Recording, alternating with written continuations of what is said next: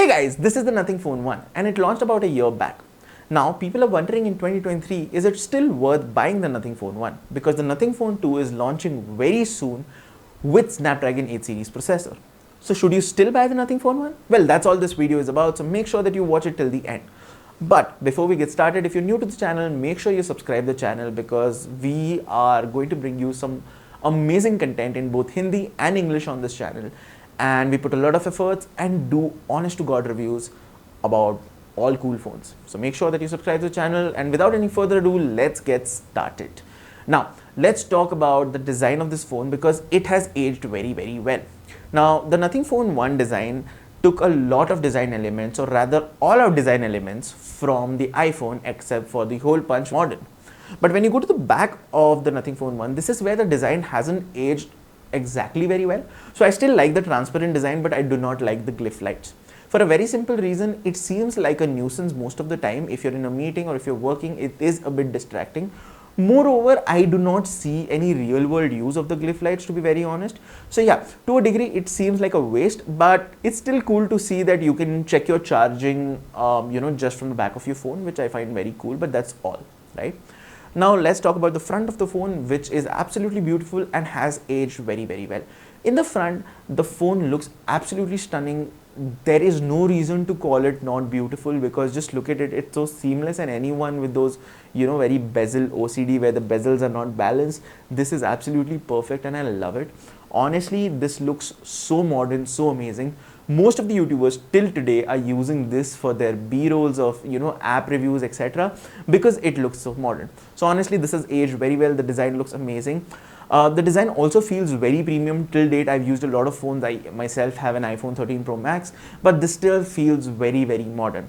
The only problem I probably have with the design is the fact that it dents very easily, which can be problem in the long term for a lot of people. So I would probably suggest using a cover because as you can see, this phone is dented and it didn't fall that hard. It just got dented pretty easily. It doesn't break, but it dents very easily. Moving on, let's go to the software part of things because a lot of people were very confused as to how Nothing would probably handle software given that it's a new company, and their start was a bit rocky with a lot of bugs at launch. But I'm happy to report that Nothing has taken the steps to make the software updates seamless, make the phones feel much smoother and snappier, and honestly it feels amazing to use this phone even till date. So I also have the Poco F5, which has a better chip and better processor, everything. But honestly, this still feels much better to use because of the optimization and the software. As you can see, the software is very clean and it's very well optimized. You nowhere feel this has a mid-range chip or you're not using the top of the line spec phone. It still feels amazing and it does not feel like a 1-year-old phone, which says a lot in itself because most of the Android phones in the budget section start showing their age very fast.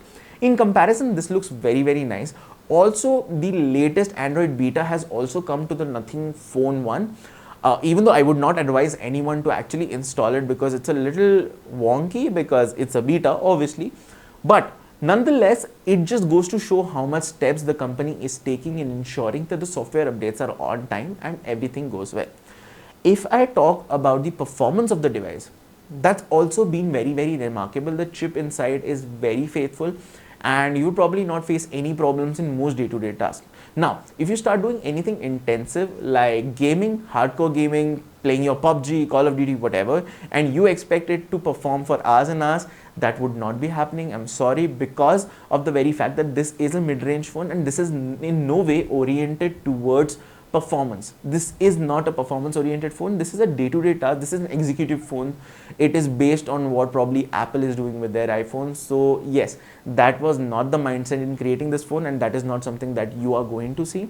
But honestly, if you're just using it for your day-to-day tasks, you're texting, putting photos on Instagram, Snapchat, all of those things, then this is the absolute best because this is so very smooth and so much fun to use.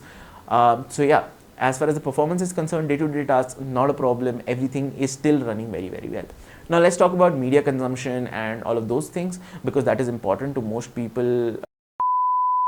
So yes, media consumption is a big part, and I honestly feel media consumption on this phone is absolutely amazing because the colors are very true to life and even the, you know, whatever you're watching, you can experience it the way it was intended to. It's not just over sharpened, overpowered. It's absolutely amazing to experience on this device. Though somewhere I feel that they could have included a headphone jack, because this is considerably, you know, a hefty phone, and there's enough space to include a headphone jack. So that is where I feel that it is a bit problematic. Another thing where I feel it's a bit problematic is the charging section of it. The charging is not up to the mark to most of the competition here, and even its included charger is pretty fast, but the fact is it's not included. Why did I call it included? I just wanted to say that Nothing's charger is fast, but it's not included, and it's really costly. It's a bit too much.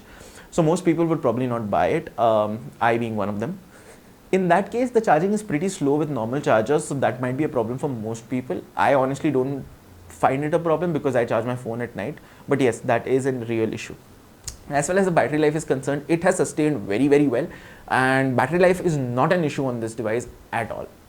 So yes, if you're looking for a champ that can do all your work, that can give you a great media experience, I think you should go for Nothing Phone 1. But before you take that decision, because before you close that deal, let me give you one more thing, that is its camera. So Nothing has come a long way with respect to its cameras. Earlier, the Nothing Phone 1 did not have very nice cameras. It was having some issues with the camera quality, but with updates, Nothing has improved it, and today the camera is absolutely amazing. It performs really well, and the photos taken are very crisp. So yeah, all in all, in 2023, I would say this is a great buy, and I'll tell you why Nothing Phone 2 would not affect the sales of this phone. See, Nothing Phone 2 is going to come in a very different price range. It's not going to compete with the Nothing Phone 1, or, you know, even be in the same league. Nothing Phone 2 is going to cost anywhere between 50,000 to 60,000, given it's going to come with the latest Snapdragon 8 Gen chip, right?